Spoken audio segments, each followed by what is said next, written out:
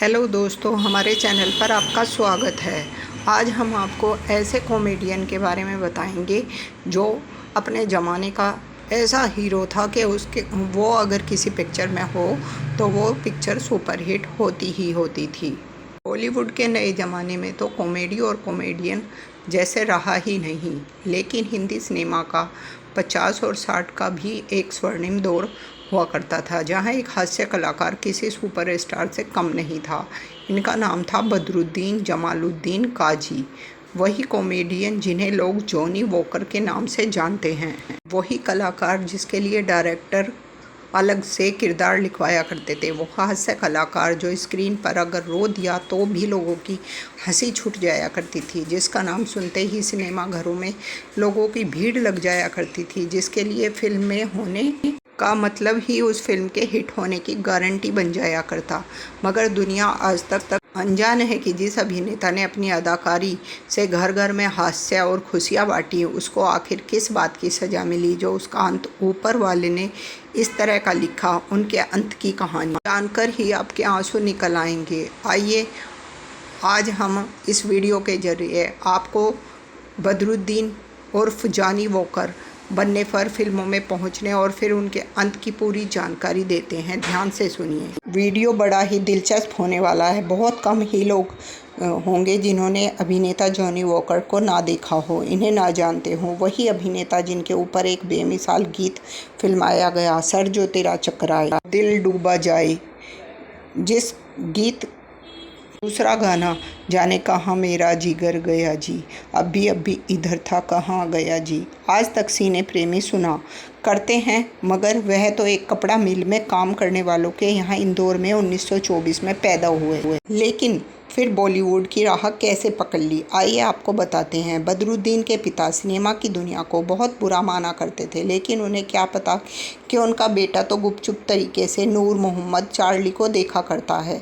नूर Mohammad Charlie Hindi cinema के पहले comedian कहा जाते हैं। बचपन से ही ना तो पढ़ाई में मन लग रहा था और ना ही अब्बा की कपड़ा फैक्ट्री में। हमेशा मन में सिर्फ अभिनेता बनने का ख्वाब, लेकिन होता कैसे है, इंदौर में कुछ होने वाला नहीं था। लेकिन इसके बाद उनके नसीब ने साथ दिया। 1942 के आसपास की बात होगी। पिता को मुंबई में एक कपड़े मिल में काम मिल गया। ऐसे में पूरा परिवार पहुंच गया मुंबई। कुछ ही समय बीता था कि पिता की हैदराबाद में एक बड़ी नौकरी लग गई। इसके बाद पिता तो चले गए हैदराबाद, लेकिन यहाँ 12 लोगों के परिवार पूरी जिम्मेदारी बदरुद्दीन पर आ गई। यहाँ परिवार संभालने के लिए जो काम भी मिलता उसे किया करता। बस कंडक्टर की नौकरी मिली तो वह भी कर ली। बस में यात्रियों को मिमिक्री करके हंसाया करते।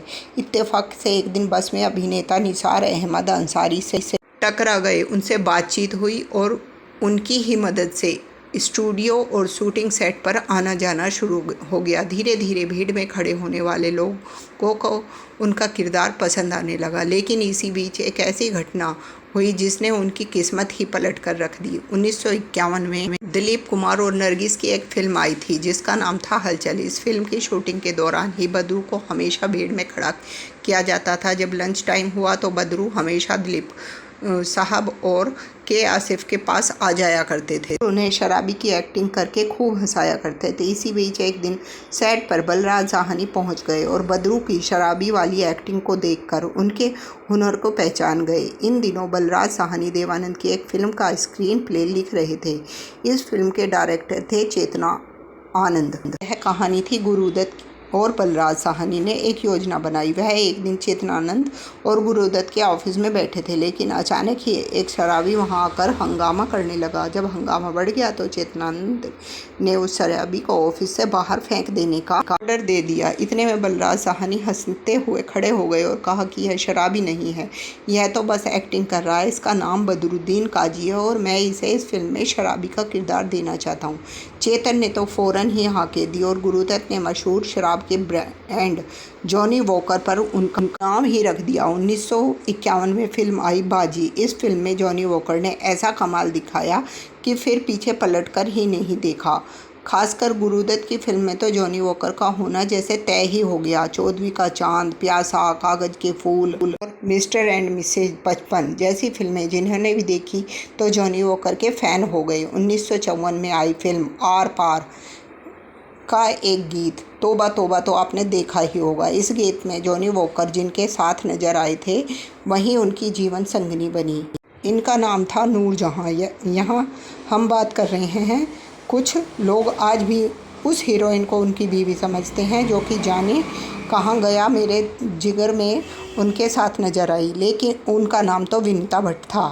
वह सिनेमा में यास्मीन नाम से मशहूर हुई थी। वह अभिनेत्री आखिर कहाँ गायब हो गई, आखिर यह वीडियो से आपको नहीं पता चला। शादी के बाद जॉनी वॉकर का करियर तेज़ी से आगे बढ़ने लगा। एक से बढ़कर एक किरदार, टैक्सी ड्राइवर का मस्ताना, रेलवे प्लेटफॉर्म में उनका नसीब, CID का मास्टर, मधुमती का चरणदास, मेरे महबूब का बिंदा दिन रस्तोगी या फिर हसीना मांझा फिल्म का घसीटा राम। किरदार देखकर आपको इतना अच्छा लगेगा कि आपका मन खुशी से झूम उठेगा। 1968 में आई फिल्म शिकार के लिए तो इन्हें बेस्ट कॉमेडियन का फिल्म फेयर अवार्ड तक मिला था। शराबी की एक्टिंग तो ऐसी किया करते थे कि सिनेमा घरों में बैठे लोग यही सोचा करते थे कि सचमुच शूटिंग के लिए शराब पीकर ही आते हैं या नहीं। 50 और 60 के दशक में जॉनी वॉकर जैसे कॉमेडियन हिंदी सिनेमा में कोई दूसरा नहीं मिलता था। जो एक दौर में बस का कंडक्टर हुआ करते थे, उसके पास गाड़ी, बंगला, दौलत, शोहरत किसी चीज़ की कमी नहीं रही। लेकिन दोस्तों, जो हास्य कलाकार अपनी अदाकारी से घर घर में हंसी और खिलखिलाहट भरा करता था, उसका अंत ऐसा होगा किसी ने भी नहीं सोचा था। 70 के दशक तक जॉनी वॉकर का कैरियर काफ़ी अच्छा चल रहा था, लेकिन इसके बाद 80 का दशक आया। एक्शन फिल्मों का दौर। इन फिल्मों में कॉमेडियंस के लिए किरदार ही कम हो गए। बड़े बड़े हीरोज़ खुद ही कॉमेडी करने लगे। ऐसे में उन्हें काम मिलना बंद हो गया और जो किरदार मिलते थे वह गंदी, द्व्यर्थी यानी डबल मीनिंग कैरेक्टर वाले होते। हास्य के गिरते स्तर और वाले किरदार मिलने लगे। देख इन्होंने हिंदी सिनेमा से किनारा कर लिया और निराश होकर इंदौर में जाकर अपनी ज़िंदगी जीने लगे। कई सालों बाद 1997 में चाची 420 फिल्म में नजर आए, लेकिन इसके बाद दोबारा कभी नहीं दिखे जॉनी वॉकर। शराब को तो हाथ तक नहीं लगाया करते थे, लेकिन गुमनामी की ज़िंदगी जी रहे जॉनी वॉकर को ना जाने किसकी नज़र लग गई और इन्हें गंभीर डायबिटीज़ की बीमारी ने घेर लिया। जब बीमारी धीरे धीरे बढ़ी तो इन्होंने चेकअप करवाया और चेकअप में पता चला कि इन दोनों किडनी फेल हो गई हैं। इनका आखिरी समय काफ़ी कष्ट में बीतने लगा।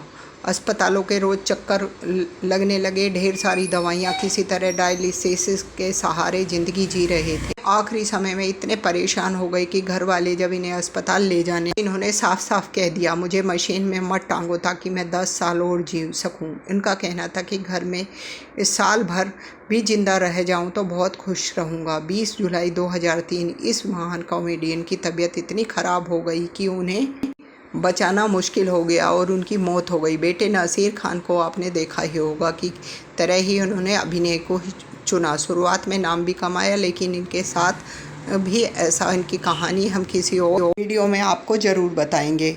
हमारे चैनल पर आने के लिए और हमारे चैनल को लाइक, शेयर और सब्सक्राइब करने के लिए आपका धन्यवाद।